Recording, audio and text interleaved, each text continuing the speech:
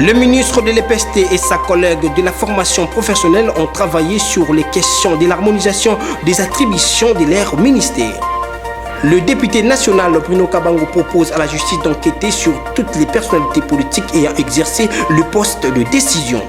Le usager de l'avenue de la Libération ex-24 novembre salue les avancées observées sur les travaux des sauts des moutons érigés et dans ces coins de la capitale. Il est temps de vous informer, mesdames et messieurs, bienvenue dans cette nouvelle session d'information à la télévision de l'éducation. Dans l'actualité, le Premier ministre chef du gouvernement, Samalou Koundé Kingé, a évalué avec les caucus des députés nationaux de la province de l'Ituri l'état des sièges 2 mois après sa mise en œuvre. Suivez. Nous sommes venus rencontrer le Premier ministre pour essayer d'évaluer l'état des sièges qui a été proclamé en Ituri et au Nord Kivu. Depuis que l'état de siège a été proclamé, il fait aujourd'hui les 6, 2 mois, c'est-à-dire 60 jours. Il a fallu qu'effectivement, avant que nous puissions rentrer en vacances parlementaires, nous puissions venir évaluer avec le Premier ministre ainsi que quelques membres du gouvernement concernés l'état de siège, qu'est-ce qui a marché, qu'est-ce qui n'a pas marché et qu'est-ce qu'on peut renforcer encore davantage. Donc, à ce jour, toutes les autorités militaires, policières ou judiciaires, ainsi que territoriales, affectées en Ituri pour cette fin, sont installées. Effectivement, nous avons essayé de toucher les problèmes concernant les sécurités.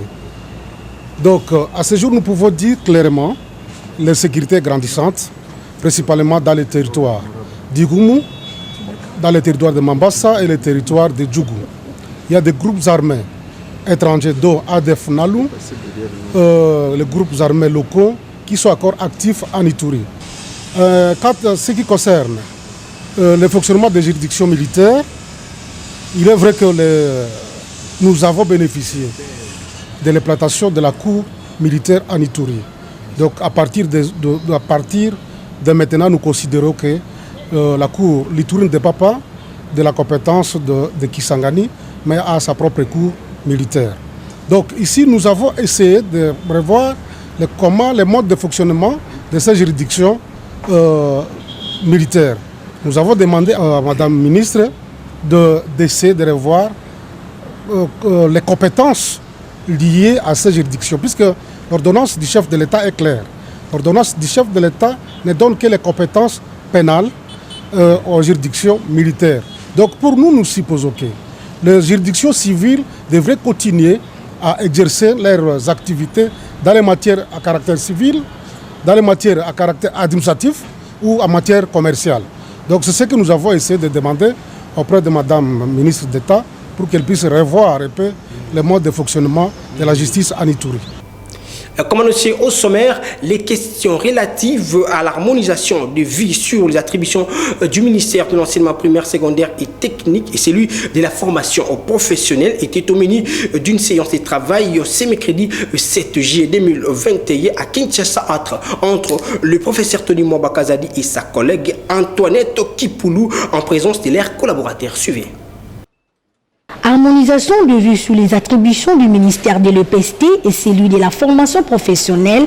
La question a fait l'objet d'une séance de travail ce mercredi 7 juillet entre les ministres de l'EPST, Tony Mwaba, et sa collègue de la formation professionnelle, Antoinette Kipoulou. Au cours de cette séance de travail, une commission mixte paritaire a été mise sur pied en vue de statuer sur la question et de trouver les voies et moyens afin de mettre terme au chevauchement entre les deux ministères.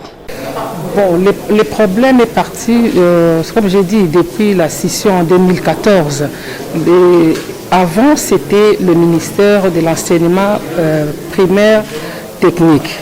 Et puis après, on a créé le ministère de la formation professionnelle arts et métiers. Après arts et métiers, c'est devenu maintenant ministère de la formation professionnelle et métiers. Mais depuis notre scission avec l'EPST, et on a créé chez nous, et c'est là où maintenant on avait fait le transfert de personnel au niveau du ministère de cette formation, de mon ministère.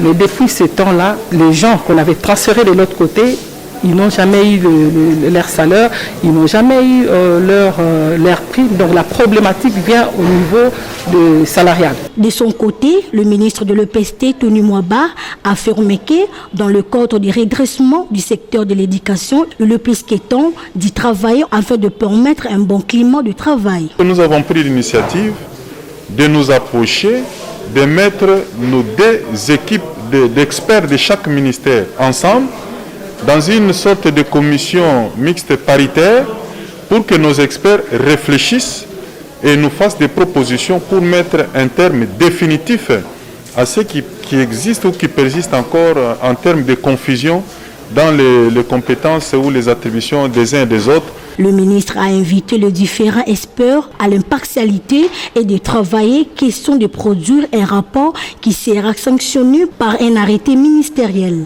L'objectif est de mettre un terme à ces débats qui a fait couler beaucoup d'encre et salive et occasionna même un mort d'homme. Le ministre de l'EPST, le professeur Tony Mwaba Kazadi, a reçu en audience ce mercredi 7 juillet 2021 dans son cabinet de travail le directeur pays de l'ONG Save the Children au centre. Les échanges, les différentes interventions de cette ONG dans les secteurs de l'éducation, notamment dans les provinces du Kasaï oriental, l'Omami Nord et Sud Kivu, l'Ituri ainsi que Kinshasa. Ginal Pezo pour plus de précisions. Au cours de leur échange, les différentes interventions de l'ONG dans le domaine de l'éducation, surtout dans le Nord et Sud Kivu, Ituri, Kasaï oriental, Lomami et Kinshasa, étaient passées en revue. Nous avons eu l'occasion d'échanger avec M. le ministre sur un certain nombre d'interventions que Save the Children a mises en place ici, dans les provinces où nous intervenons, notamment au Sud Kivu, au Nord Kivu, en Ituri, dans la région centrale, notamment au Kasaï oriental, à Lomami, mais également ici à Kinshasa, dans certaines localités de Kinshasa, dans le domaine de l'éducation et qui sont porteuses notamment de bons résultats pour l'avenir. Et nous avons présenté ces résultats à M. le ministre. Nous avons eu une oreille attentive de la part de M. le ministre qui nous a donné des directives pour amplifier ces résultats-là pour le bien-être de l'éducation ici en RDC. Le numéro 1 de l'ONG, Save the Children, a également présenté au ministre Tony Mwaba le résultat d'une enquête faite sur l'éducation de la jeune fille et sollicite l'accompagnement du ministre dans la mise sur pied d'un certain nombre d'actions en vue de permettre au plus grand nombre de jeunes d'en bénéficier. Dans le cadre de la rencontre que nous avons eue avec son Excellence, Monsieur le ministre de l'EPST ce matin, nous lui avons présenté les résultats d'un projet que nous sommes en train de clôturer à l'heure actuelle et que nous avons évalué et qui donne des résultats prometteurs. Et donc, l'objet de notre rencontre ce matin, c'était d'expliquer à Monsieur le ministre les résultats positifs que nous avons trouvés à travers ce projet et solliciter son appui, son accompagnement pour nous permettre d'amplifier, de mettre à l'échelle ces résultats-là. Cette ONG qui défend les droits de l'enfant à travers le monde est présente en République démocratique du Congo depuis 1994 et intervient dans l'éducation, la santé, la nutrition ainsi que la protection des enfants. D'un ministère à un autre, la ministre de la Culture, Art et Patrimoine, Catherine Katungu, a reçu en audience ce mercredi 7 juillet 2021 à Kinshasa, dans son cabinet de travail, l'artiste musicien Blaise Boula, où ils ont échangé sur les questions liées à la culture. Suivez. J'étais absent du pays et quand je suis rentré, j'ai appris qu'il y avait quand même Madame la ministre qui a pris ses fonctions. Alors j'étais venu présenter mes civilités. En dehors de cela, je suis venu non seulement en tant qu'artiste, mais en tant que gestionnaire d'une entreprise culturelle et créative qui s'appelle BNVW SARL. Alors on a échangé pratiquement à notre participation en tant que privé, dans le partenariat public-privé, comment accompagner l'État congolais, comment accompagner la vision du chef de l'État et le programme même du Premier ministre dans le secteur culturel. Parce que la culture, c'est un secteur productif, un peu négligé, n'ayant pas un cadre juridique mis en place. Vraiment, on a échangé autour de ça. Et surtout, comme en 2021, la RDC a été pratiquement président de l'UA, en exercice pour une année. On a perdu 5 ans et 5 mois. Pas perdu, mais on a passé 5 mois et il n'y a pas vraiment du concret. Et voilà pourquoi nous, culturels, sommes venus appuyer l'État congolais pour vraiment essayer ensemble, et l'État et le public, de vraiment valoriser le pays par la culture. Et quand vous dites que je suis parti en dehors du pays, ça veut dire qu'on n'adapte pas la roue. On n'invente pas la roue, on adapte. Et on apprend aussi des autres. J'ai été en contact avec les gens de la diaspora, vraiment, avec les échanges, avec ce que font les autres dans le secteur culturel, avec la considération de la culture au niveau étranger. Je pense que si on l'applique ici chez nous, ça va faire avancer les choses et les artistes vivront de leur art. Le vaccin contre le coronavirus, la vice-ministre de la Santé, Véronique Kilouba, a conféré avec le représentant des intérêts russes pour la distribution du vaccin Sputnik en République démocratique du Congo. Suivez. L'entretien me paraît assez satisfaisant. Madame la vice-ministre connaissait le vaccin. Je lui ai donné quelques explications supplémentaires sur qui nous étions, qui nous représentions, parce que moi, en tant que je suis délégué par Afrocom, qui est une société de l'État russe qui s'occupe de tout ce qui est affaires en Afrique, et le RDIF, qui est le fonds souverain de l'État russe qui distribue le vaccin. Donc je lui ai donné toutes ces informations. Je lui ai donné les dossiers aussi concernant le Sputnik Light et un médicament qui s'appelle Afivavir, que nous distribuons en même temps que le Sputnik Light, et pour lequel, lorsque nous livrons du Sputnik Light pour la première fois, nous donnons un quota gratuit. Ce médicament permet de ne pas rentrer les gens qui sont malades en début de maladie à l'hôpital, puisque c'est un médicament curatif, donc qui se prend sur une durée de 10 jours. Actuellement, nous allons livrer à peu près 6 pays. Donc le Nigeria, la RCA, le Cameroun, la Côte d'Ivoire, j'espère la RDC. Changeons des chapitres à présent. Le président de l'Assemblée nationale, Christophe Mbosso, a reçu le mardi 6 juillet 2021 l'apôtre Tyrone Howell Jr. des USA pour cet homme dédié. Le Congo est le plus grand pays dans le monde avec plusieurs ressources, plus que tous les pays de la planète. Suivez.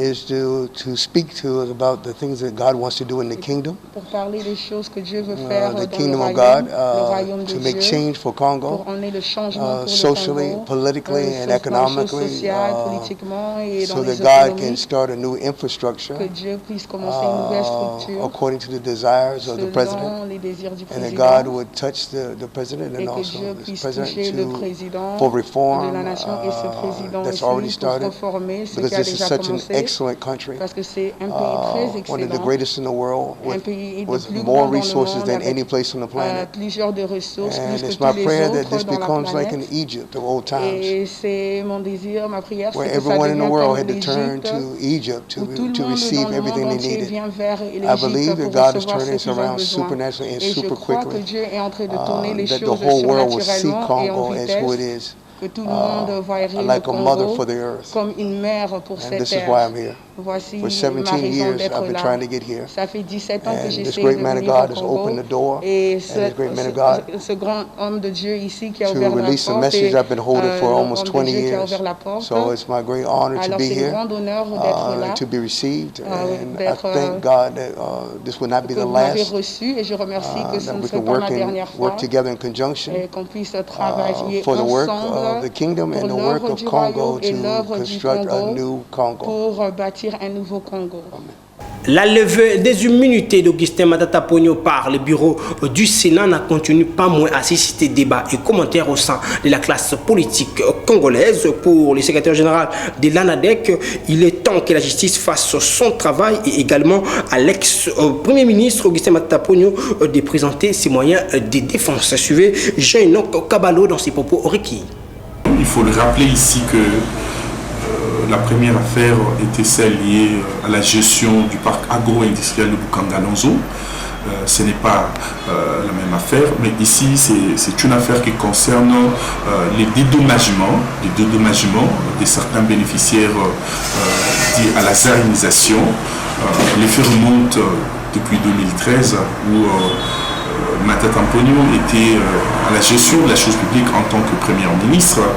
Aujourd'hui, dans cette affaire, on se rend compte qu'il y a eu certains bénéficiaires qui ont dû toucher des millions de dollars provenant du contribuable congolais et qu'on ne sait pas retracer aujourd'hui. C'est ainsi que, à la deuxième demande du procureur général près la Cour constitutionnelle, qui a finalement demandé non pas la levée des immunités, mais des poursuites pures et simples à l'encontre de M. Honorable Matata Ponyo. C'est ainsi que le bureau en a décidé, conformément au règlement intérieur du Sénat, pour finalement donner l'autorisation au procureur de faire exactement son travail afin que la justice soit dite et que la vérité soit rétablie dans cette affaire qui fait aussi beaucoup de bruit. Donc voilà un peu, aujourd'hui Matata doit se présenter devant son juge compétent et présenter ses moyens de défense afin que la justice soit dite et que la justice fasse son travail dans toute indépendance. Ce n'est pas de l'acharnement. Vous savez que la justice élève une nation. Aujourd'hui, nous avons besoin de tous connaître la vérité sur ce problème. En tant que citoyen congolais, en tant qu'acteur politique, nous voulons finalement que quiconque est mis à la charge de la gestion de la chose publique le gère en âme et en conscience, en bon père de famille. Nous ne voulons pas demain voir des messieurs qui se comporteraient comme des petits dieux à la tête des institutions pour faire ce que bon leur semble. Ce n'est pas de l'acharnement, mais nous voulons tous savoir que la justice soit faite. De son côté, le député national Bruno Kabangu Chizubu, la décision prise par le bureau du Sénat est salutaire. Cet élu de la ville de Mbujimayi propose à ce que les enquêtes de la justice touchent tous les autres politiciens ayant exercé des hautes fonctions de l'État. Il est au micro de John Limbouyi et de Fan Tundula. Notre collègue Matata a été sollicité par la justice. Je ne voyais pas pourquoi les bureaux pouvaient continuer à refuser. Ils ont fait leur travail. Nous saluons ce que l'inspection générale des finances est en train de faire et j'encourage la justice de faire son travail. Vous savez, dans ce pays, 37 ans, nous luttons pour un état de droit. Et si l'IGF, à travers ces gestes, peut nous permettre à ce que les gens commencent à respecter les biens publics, parce que la fois passée, vous savez, on a connu une confusion. Il y en a qui pensaient que les biens de l'État, on pouvait les utiliser abusivement. Alors, ce que l'IGF a fait, nous avons salué. Nous ne voulons pas que ça soit deux poids, deux mesures. Le régime de Kabila avait combien de premiers ministres? Vous connaissez? Est-ce que leur gestion est sainte? Parce que je connais plus de 5 premiers ministres. Pourquoi commencer seulement avec Matata? Est-ce que on ne peut pas très mal interpréter si les autres sont à l'aise, parce que je sais qu'on leur reproche aussi beaucoup, les autres ministres, les différents ministres. Pourquoi on ne les a pas inquiétés? Est-ce que l'IGF n'est pas allé aussi pour voir comment ils ont géré? Dans les gouvernements sortants, on a connu aussi, l'IGF était partout, il y a des ministres qu'on reproche certaines choses. Est-ce qu'ils sont protégés parce qu'ils sont dans l'Union sacrée? Est-ce que l'Union sacrée est une blanchisserie? Le président n'a pas voulu qu'il soit attaqué ou reproché de certaines choses.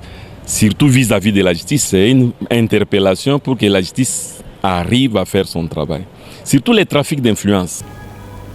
Toujours au sujet de la levée des immunités d'Augustin Matata Ponyo par le bureau du Sénat, Maître Jean-Didier Mukendi explique la suite des étapes à suivre au micro de Joti Lofondé.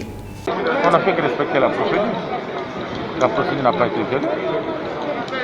Actuellement, le Parlement est en vacances. Ouais. Le Sénat est censé être en vacances parlementaires. Alors, lorsqu'il y a vacances parlementaires et qu'il y a un problème de célérité, tu demandes des gens qu'il faut solliciter l'autorisation de tel ou tel pour lever les immunités. Ouais. On saisit les bureaux. Ouais. Et c'est ce que le procureur général de la Cour constitutionnelle a fait. il a saisi le bureau. Et le bureau reçu de chasse. Il a eu à interpeller à son tour les concernés qui n'est autre que Madame Commun. Ils l'ont entendu. Après, ils ont dit que c'est tout nécessaire qu'on ne puisse pas bloquer l'appareil judiciaire et que la machine judiciaire devait tourner. Mais ils ont autorisé, ils ont levé. Un parlementaire ne peut être poursuivi de n'importe quelle manière. C'est-à-dire, le ministère public est le maître de l'action publique ou déclencher une action publique contre certaines personnes, et notamment les parlementaires, il doit obtenir l'autorisation du chambre dont fait partie le parlementaire, soit le Sénat, soit l'Assemblée nationale. Et cela conformément à l'article 117 de la Constitution. Il dispose qu'aucun parlementaire ne peut être poursuivi, arrêté ou détenu à raison des opinions ou des voix émises par lui dans l'exercice de ses fonctions. En dehors de ses fonctions, aucun parlementaire ne peut être poursuivi qu'avec l'autorisation de l'Assemblée nationale ou du Sénat. Parlons société à présent. Les usagers de l'avenue de la Libération ex-24 novembre saluent les avancées observées quant à la finalisation des travaux des sauts des moutons érigés sur ces axes routiers. Suivez ce reportage de Suleiman Kalunga et Jonathan Koyabia Zegbe. Les travaux de construction de sauts de moutons situés sur l'avenue de la Libération ex-24 novembre, qui allaient au rythme de pas de caméléon, sont presque arrivés au terme. Abordée, la population de ce coin de la capitale se dit satisfaite. En tout cas, la population est vraiment satisfaite par rapport à l'œuvre au président de la République, Fatih Béton. Vraiment, tout le monde, malgré tout, 18 ans, mais si vraiment tout le monde est commis vraiment presque dans le souka. Donc, c'est la population. Tobattre le loco au président de la République à Salé Libiso. Vraiment, yangoyo. Œuvre au Fatih Tigebiso na Mboka, yangoyo. Togosenga na président de la République, a soukara awate, a avancé. Et puis, toza kosenga pena ba route secondaire. Ndeti a toza na lingwala, ba route secondaire ze belé a pona kosala la biso yango. Vraiment, to sepeli pona œuvre au Salé Libiso. Vraiment, l'engia trop. On ne pensait pas que ça allait finir bientôt, mais voir que ça finit, on est déjà à la fin et ça nous fait une joie indescriptible, on ne sait pas comment l'exprimer. C'est une bonne chose que les chefs d'État puissent initier ce genre de programme dans son projet. Quand ça finit, ça nous a beaucoup fait du bien. Il y avait des embouteillages et avec ça, nous pensons que ces embouteillages vont finir. Et nous les disons encore merci beaucoup. Je crois que misala ndenge tozo constater ngo ndenge komi na suka eza problème ya ko féliciter mokonzi ya mboka Félix Antoine Tshisekedi Tshilombo, chef de l'État. Pona nini parce que président de la République aza la toute première institution de la République. Mokonzi ya mboka nyonso to azaka na vision ya kotia na programme wana nde mema ti makamnyo soto ya mboka ndenge azo konzela mboka. En croire un ingénieur trouvé sur place, les travaux ont subi plusieurs interruptions, chose qui a causé un retard dans la réalisation. Il faut rappeler que la construction des sauts des moutons fait partie des ouvrages prévus dans le cadre du programme d'urgence des 100 jours du chef de l'État Félix Tshisekedi, lancé au mois de mars 2019. À Kinshasa, le non-respect du code de la route engendre les accidents de circulation graves. Les derniers en date est celui survenu le mardi 6 juillet au niveau du rond-point Diplomate dans la commune de la Gombe. Suivez ce reportage de nos stagiaires téléphasiques. Un accident impliquant deux véhicules de marque Toyota et Hyundai survenu le mardi 6 juillet a causé des ennuis à la circulation au niveau de Shoprite sur la route OIA suite de manque de concentration et non-respect du code de la route par le conducteur. Une collision qui n'a enregistré aucun mort ni blessé, explique la population.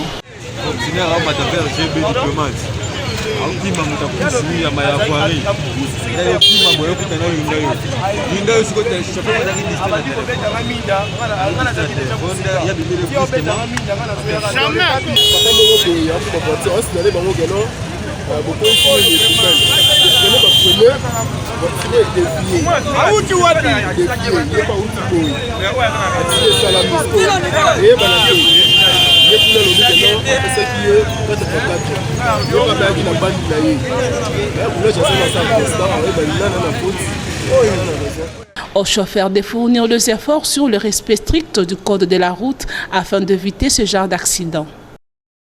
Le tenancier de bar plaide pour l'assouplissement des mesures portant fermeture de boîtes de nuit, terrasses et autres. Suivez ce reportage de nos stagiaires téléphasiques.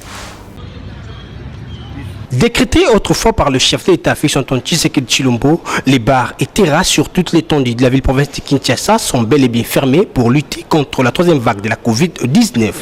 Avec un délai de 15 jours prolongé par la suite, les constats sur la vue des tenanciers des établissements de distribution de boissons et ceux des terrasses et bars est très calme, sans engouement ni mouvement comme avant, tel que nous démontrent ces images. Une situation qui inquiète les concernés, qui demandent à savoir si face à cette crise qu'ils traversent, les autorités vont-ils revoir cette mesure prise sur leurs activités tout en signalant les différentes contraintes qu'ils rencontrent.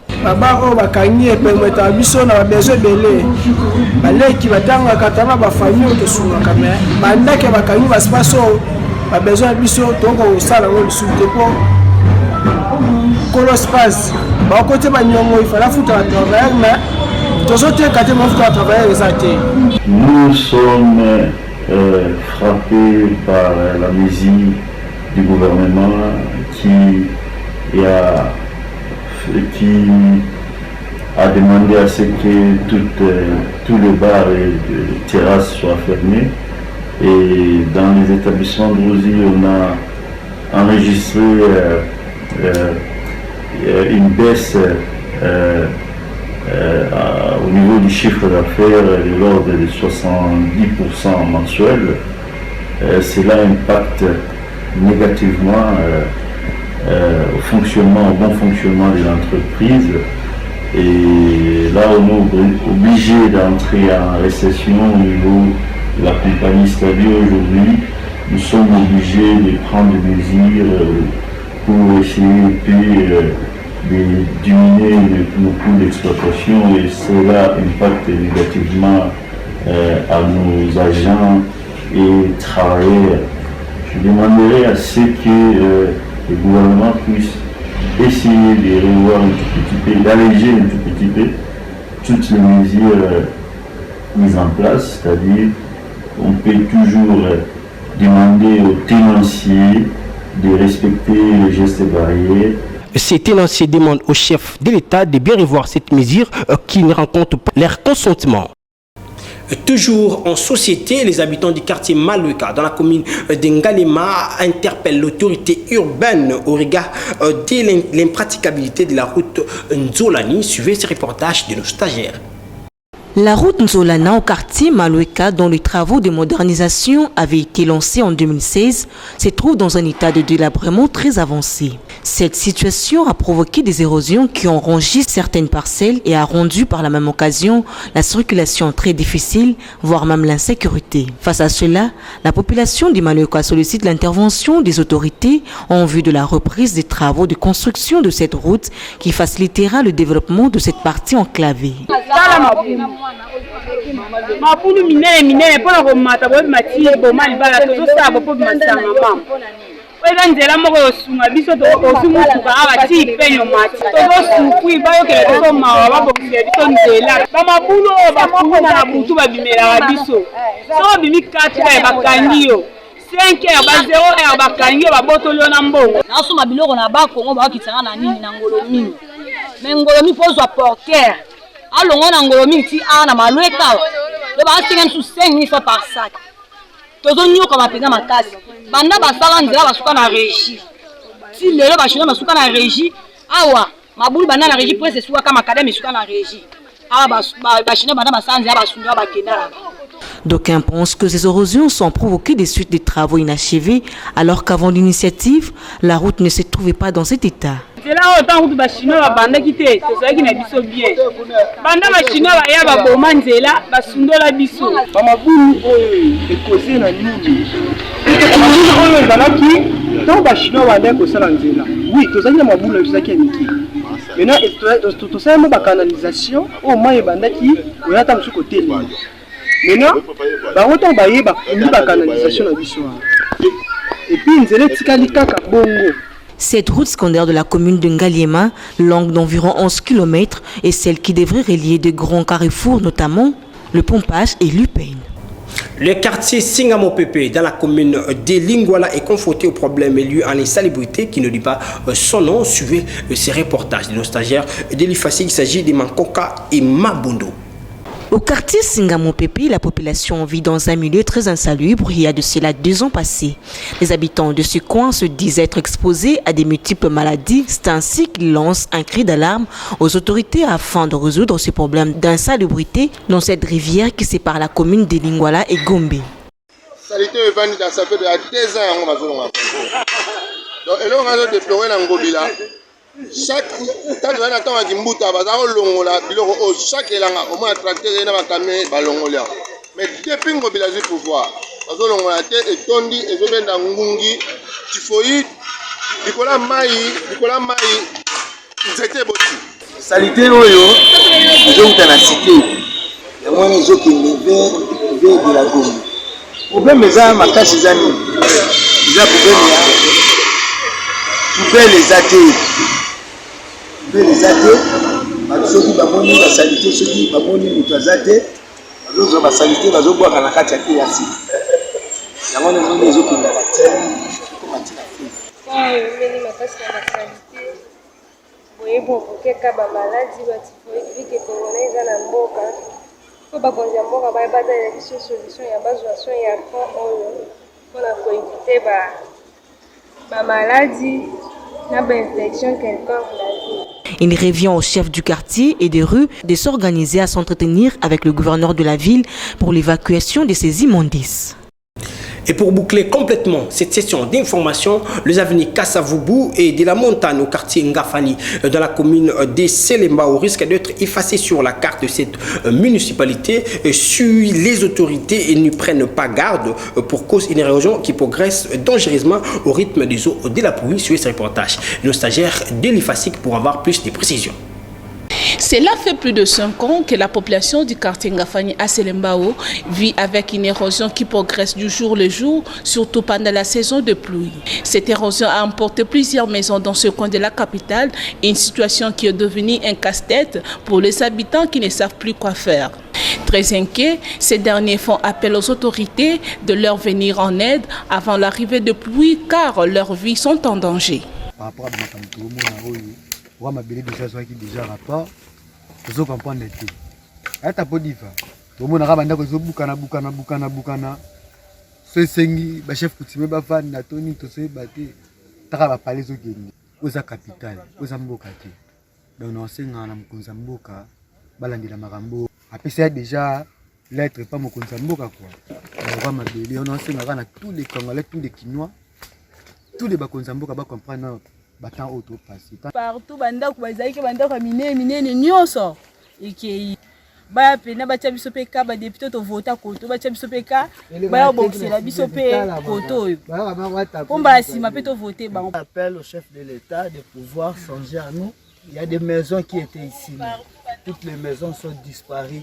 Vraiment, faisons appel au chef de l'État et au gouvernement de pouvoir songer à nous pour que nous puissions vivre dans de bonnes conditions. Espérant à une suite favorable, ces habitants demandent l'implication du chef de l'État afin de stopper cette érosion avant la reprise de pluie. Fin de cette session d'information, place au rappel des titres. Le ministre de l'EPST et sa collègue de la formation professionnelle ont travaillé sur les questions de l'harmonisation des attributions de leur ministère. Le député national Bruno Kabango propose à la justice d'enquêter sur toutes les personnalités politiques ayant exercé le poste de décision. Le usager de l'avenue de la Libération ex-24 novembre salue les avancées observées sur les travaux des sauts des moutons érigés dans ces coins de la capitale. C'est ici que prend fin cette session d'information. Si vous avez aimé, dites merci à Dodo Kalonji qui a assuré cette édition assistée techniquement par Laetitia Malouta et Guilain Mayamba. Prenez soin de vous car chaque jour est une vie. Au revoir.